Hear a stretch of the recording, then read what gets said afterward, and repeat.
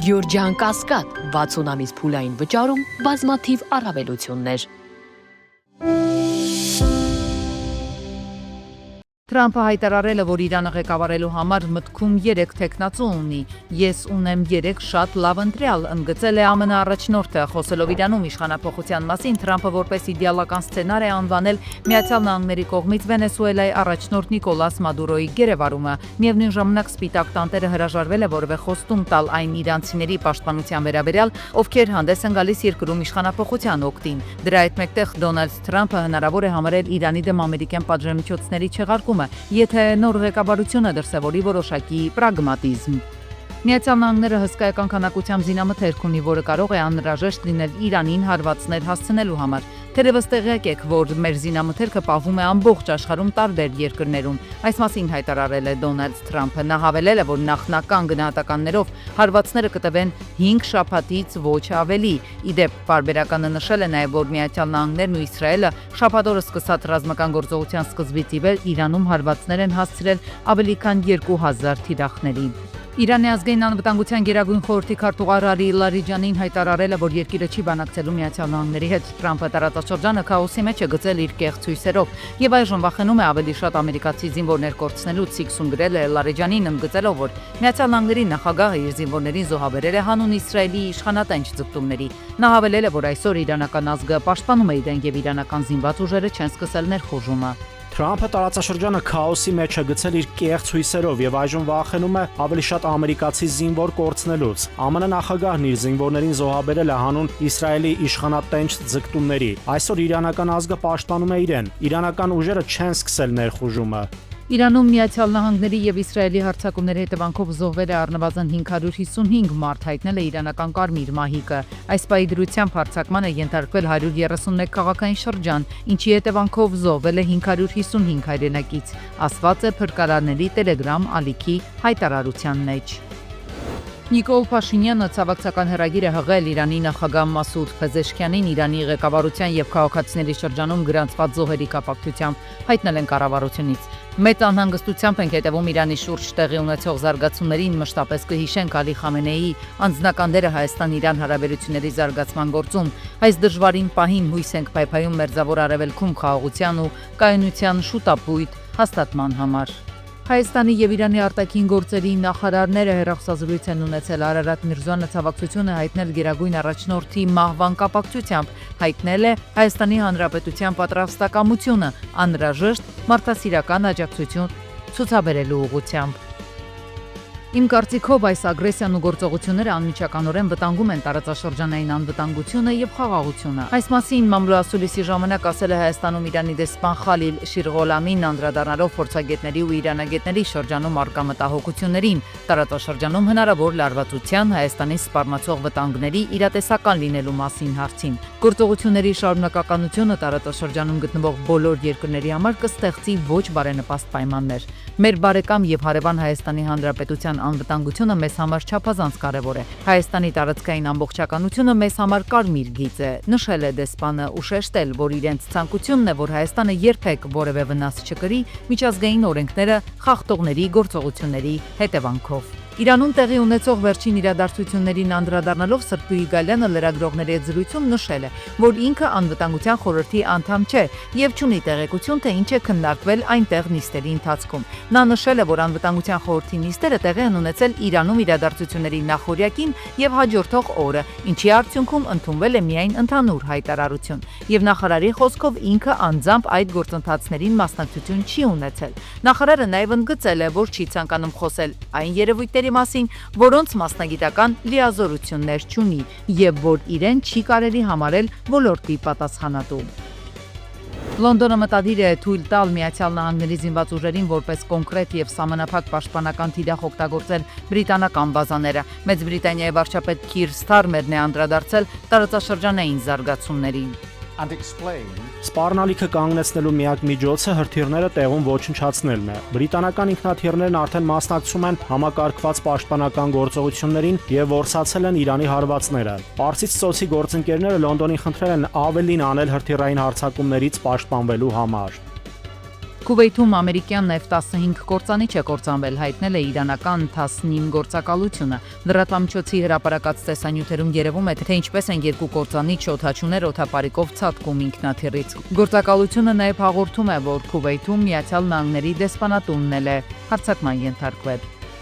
Պարսից ծոցի արաբական պետությունների համագործակցության խորհուրդը, որի կազմում են Բահրեյնը, Հորդանանը, Քուվեյթը, Կատարը, Սաուդյան Արաբիան եւ Արաբական Միացյալ Էմիրությունները Իրանին մեղադրել են անխնա եւ անխոհեմ հրթիռային հարձակումների եւ անօդաչու թռչող սարքերի հարվածների համար։ Խումբը հայտարարել է, որ նախարարների խորհուրդը կձեռնարկի բոլոր անհրաժեշտ միջոցները պաշտպանելու Իրան վտանգությունը եւ կայունությունը, ինչպես նաեւ իր տարածքներն ու քաղաքացիներին։ Առողջապահության համաշխարհային կազմակերպությունը կոչ արել զերծ մնալ Մերձավոր Արևելքում քաղաքացիական անձանց եւ առողջապահական հաստատություններին հասցվող հարվածներից։ Կազմակերպության ներկայացուցիչ Հանան Բալխին X-ում արած իր գրառման մեջ նշում է, որ քաղաքացիական անձանց եւ առողջապահության պաշտպանությունը պետք է լինի բացարձակ եւ բոլոր կողմերը պետք է ապահովեն բժշկական հաստատությունների պաշտպանությունը։ Գերմանիան ակտիվորեն չի մասնակցի Իրանի դեմ ռազմական գործողություններին, սակայն կդիտարկի Հորդանանում եւ Իրաքում բազմազգ ռազմաբազաներում տեղակայված իր զինվորների պաշտպանության հարցը,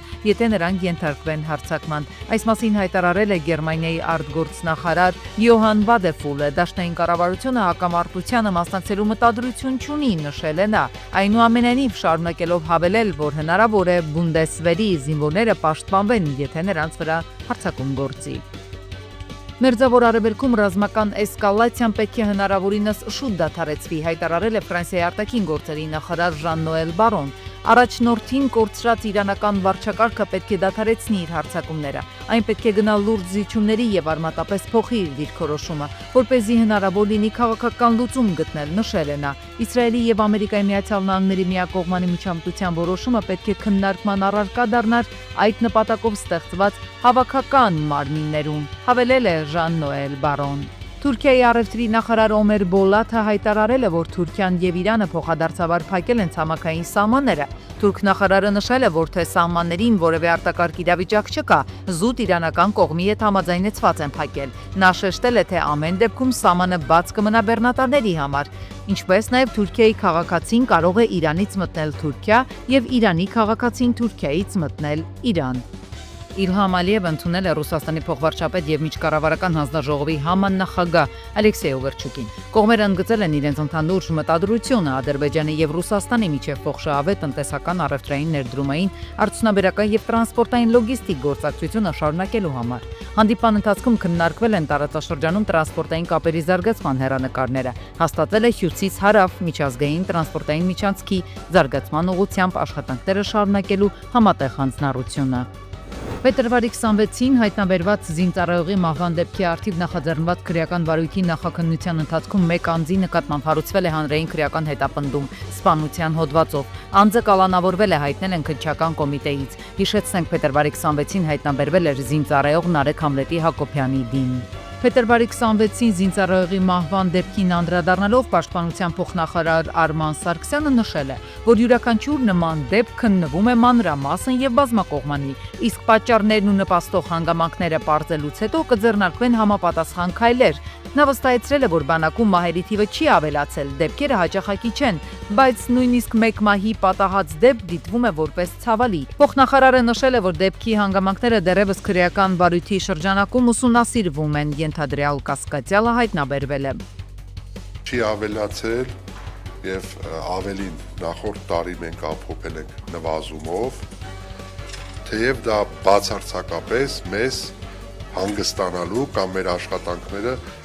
պատշաճ կատարելու ներողություն։ Մի ամսվա մեջ մի քանի անգամ չեն լինում,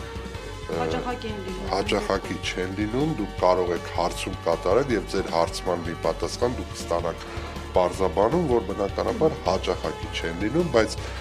նույնիսկ մեկ դեպքը մենք համարում ենք շատ ցավալի եւ պետք է ձեռնարկենք միջոցներ։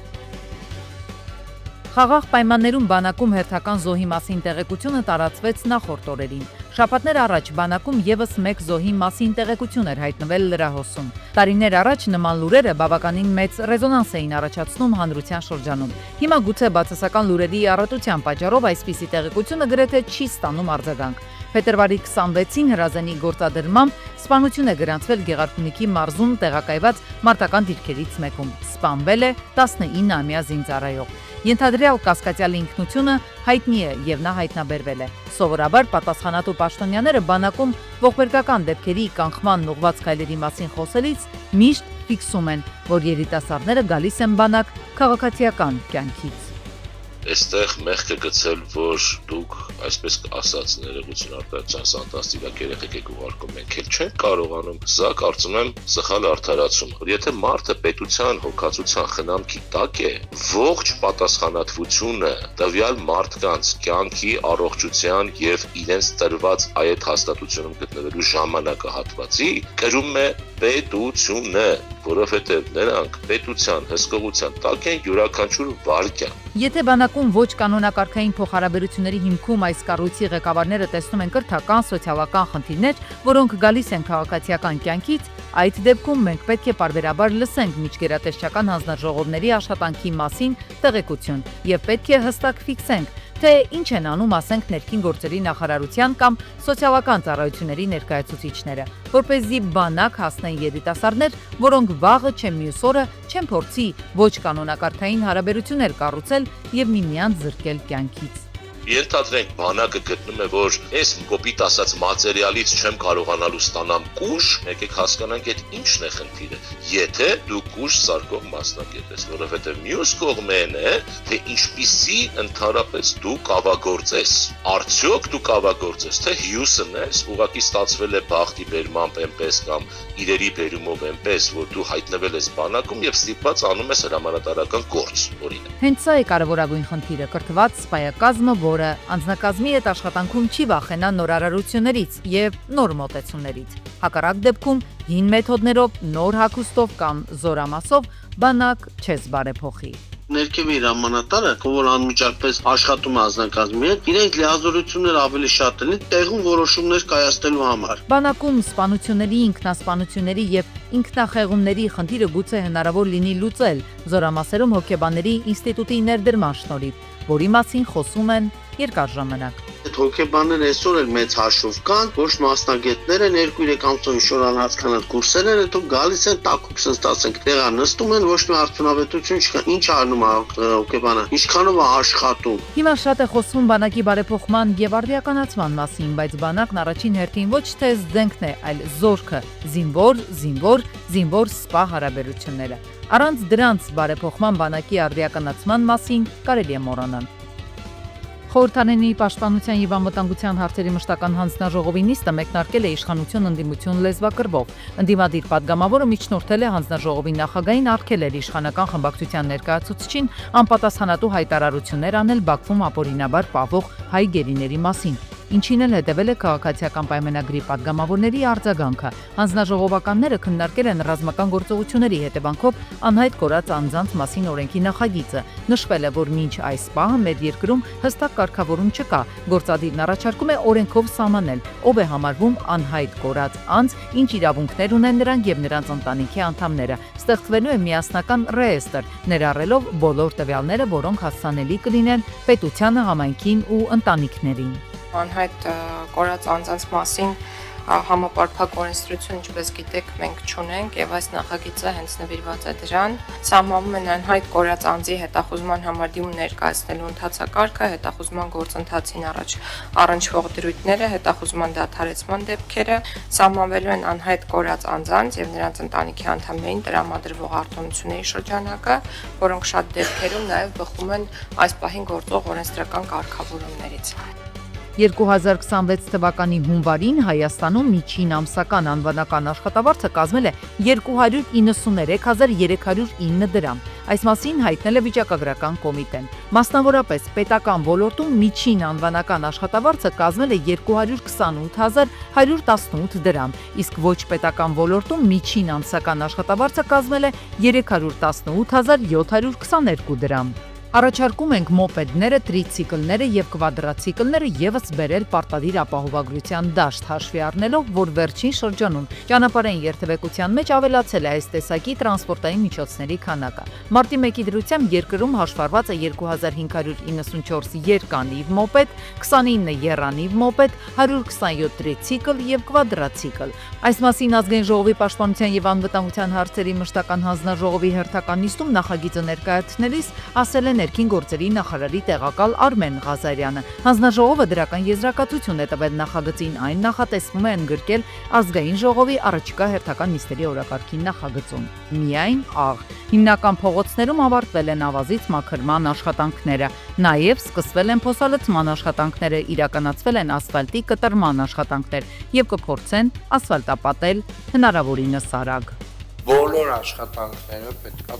տեսա ձայնա լուսագրել, այսինքն պետքա տեսահոլովակը լինի ինչպես է արվում աշխատանքը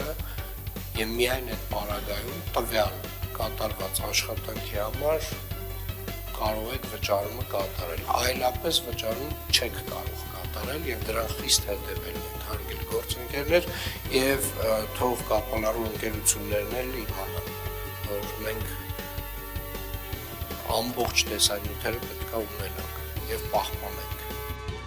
Հակակոռուպցիոն կոմիտեի հայտարարության մեջ նշվում է, որ հիմնավորվել է, որ Պաշտպանության նախարարության տարածքային զինվորական կոմիսարիատի վարչատնտեսական խմբի պետը պաշտոնատար անձի նկատմամբ ունեցած ենթադրյալ ազդեցությունը օգտագործելու նպատակով իր մտերիմ անձի օժանդակությամբ վարժական հավաքների կանչված անձանց ծնողներից, որպես ապօրինի վարձատրություն ստացել է 560,000 դրամ, ինչպես նաև պահանջել 765,140 դրամ հիշյալ անձանց վարժական հավաքներից ազատելու համար։ Կոմիտեից նշվում է, որ Պաշտպանության նախարարության պաշտոնատար անձին մեղադրանք է առաջադրվել նրա նկատմամբ, որպես խափանման միջոց է ընտրվել կալանքը։ Հակակոռուպցիոն դատարանը բարույթ է ընդունել գլխավոր դատախազության ապօրինի ծագում ունեցող գույքի բռնագանձման հերթական հայցը։ Դատախազությունը պահանջում է կրթության եւ գիտության նախկին նախարար Լևոն Մկրտչյանից եւ նրան փոխկապակցված անձանցից հոգուր պետության բռնագանձել 26 անշարժ գույք, 7 տրանսպորտային միջոց, 5 իրավաբանական անձանցում մասնակցություն, շուրջ 893 միլիոն դրամի ապօրինի դրամական միջոցների մնացորդ, ինչպես նաեւ 276 միլիոն դրամ, որը չի միավորվում օրինական եկամուտներով։ Անձրևից հետո հաղթանակ թաղամասի գլխավոր փողոցներից մեկը վերածվում է անանցանելի տարածքի։ Փոսերը ջրով են լցվում ու պատուհաս դառնում վարորդների համար։ Հաճախ կոտրում են անվահեծանները, վնասում անիվները ու նաև թափարգելները։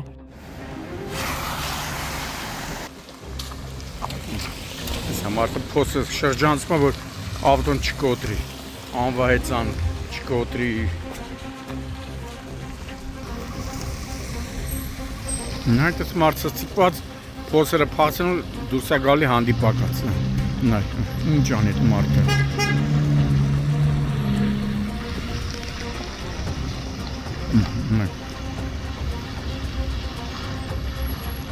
Բնակիչները զայրացած են Երևանի քաղաքապետարանի եւ Մալաթիա Սեբաստիա վարչական շրջանի ղեկավարի աշխատակազմի գործելավոճից։ Գոնե սկզբնական փուլում փոսալցում են ուզում, եթե ոչ կդիմեն կտրուկ քայլերի։ Ու մի քանի անգամ ասում դիմել ենք նույնիսկ Երևանի քաղաքապետարան, Մալաթիայի քաղաքապետարան, խոստացել են, որ կգան եւ գոնե փոսերը կվերացնեն, բալիս, ահա չէ։ Քանի անգամ ես կոտրել ավտոն։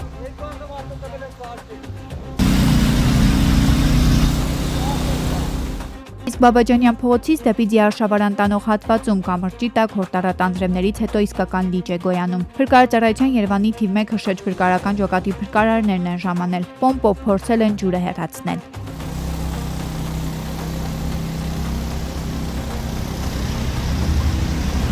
Այս 1.5 ժամը միայն փրկարարներ են։ Ոչ բարեկային ծառայությունից մարդկա, ոչ քաղաքապետարանից, ոչ քաղաքապետարանից։ 10-ից ավելի վարորդ էլ փրկարարների հետ արհեստական լճակում հայտնաբերել են իրենց մեքենաներից ընկած համարանիշները։ Այստեղ գրեթե միշտ է այս պատկերը, երբ տեղումներ են լինում։ Քաղաքային իշխանությունը հստակ քայլեր պետք է ձեռնարկի համակարգային լուծում տալու համար։ Որս մարեստական լճակ, հմի էսա։ Փետրվարի 27-ին մինի լճակ էր առաջացել նաև Մասիս քաղաքում, նոր կառուցվող հիվանդանոցի տարածքում։ Քաղաքացիներն են ահազանգել։ Տևական ժամանակ առաջ այդ փողոցում Մասիսի նախկին քաղաքապետ Դավիթ Համբարձումյանի կողմից աշխատանքներ են իրականացվել, որպեսզի Veolia ջուրընկերության հետ համատեղ հիմնանորոգեն ու փոխեն ջրահեռացման խողովակներն ու նաև դիտահորերը, բայց գործընթացը կանգ է առել։ Հիմա այս պատկերն է։ Բնակիչներ կային, ովքեր շուզեցին տեսախցիկի առաջ խոսել, ասում էին երեխեքը սենց գնում են դպրոց, մանկապարտեզ, տներ, բնակությամբ հիվանդանոց նույնիսկ ասում են, հիվանդանոց թռնելով է սեթում, որ չընկնես այս անձրվա ջրի մեջ։ Ըստ Գագիկ Շամշյանի տեղեկությունների խողովակների փոխարինման աշխատանքները շարունակվելու են, պարզապես հիվանդանոցը բացելուց հետո։